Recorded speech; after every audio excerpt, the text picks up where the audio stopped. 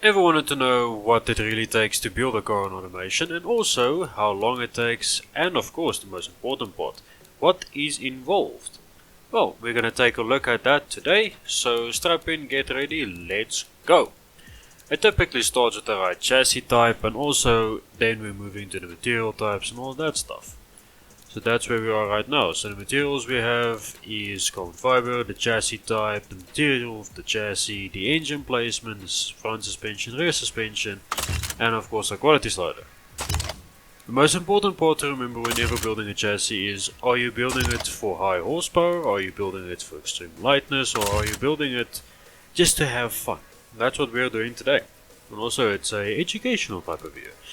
Note this is going to be a longer video than normal, so strap in, get ready, and let's go. Engine we're going to be using as our mule today is of course that 6851 horsepower V12. We're going to pair it with an automatic transmission with a 10 speed behind it.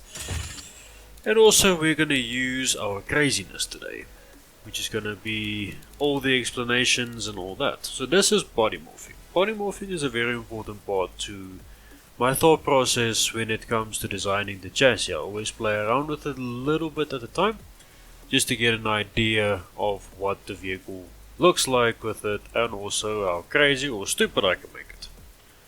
And of course we do a lot of stupid vehicles around here. Anyway, as you can see there, the exhaust is sticking out of freaking chassis there. I don't know why, but chassis glitches, doesn't matter. So we're going to get back to the transmission, modifying all that just in a second. We're just going to of course set the car up for the rest of the time. As you can see there, we should begin to see the body morphing working. As you might see here about now, those are some giant ass tires. We can of course mess with that a bit later. This is the outside diameter of our tires. That's 625 millimeters, now going up to 670 I believe is where we stopped originally. But we'll leave it at 655 millimeters.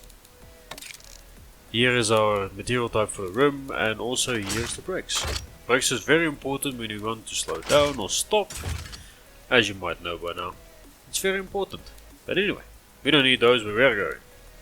Sport diffuser with cooling flaps. We'll get back to the whole cooling flow, all that is just here in a second. We're of course going to use an automatic hardtop as our convertible type. Sport HUD, and also a quality slider that is on plus 15. This is going to be a real expensive vehicle now, doesn't it? It's also going to be one hefty vehicle, 2458 kilos. I do not mess with it too much, because I don't want to. It's not really a good idea right now. And you can see there we have a slew of issues, and one of them are brakes. We of course don't have enough brakes. We're going to do carbon ceramics now, front and rear.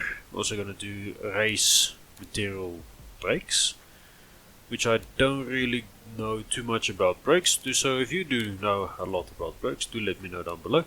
And while you're down there, please do consider hit that subscribe button and also smash that like button, because it lets the algorithm know and me know that you like the more in-depth videos.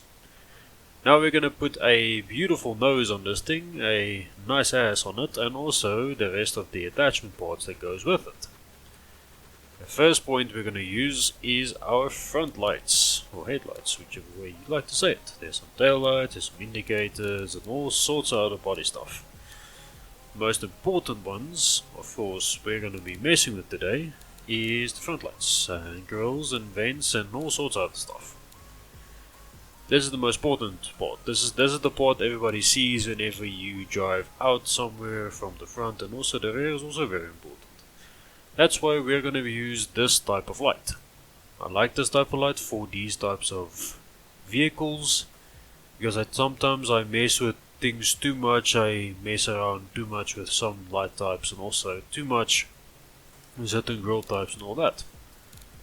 So we're going to start with, let's see, I like that grille, but that's not going to work for us. This one's also very nice. But I think we're going to use one of these single beams, like that. Just make it a whole lot smaller. In the width department, right about there. I think we're going to leave it there. Just enough to make it annoying, but also just enough to make it work. So if you're in a pinch and need to design a front grille, you can use one of these presets. These work freaking awesome. Now that looks good from a while away. Almost looks like a shark from the front. So we don't really need mirrors where we're going because this vehicle came with it, and also we need door handles, that's very important. Next we're going to move to the exhaust on the rear because we have exhaust sticking out where our light should be.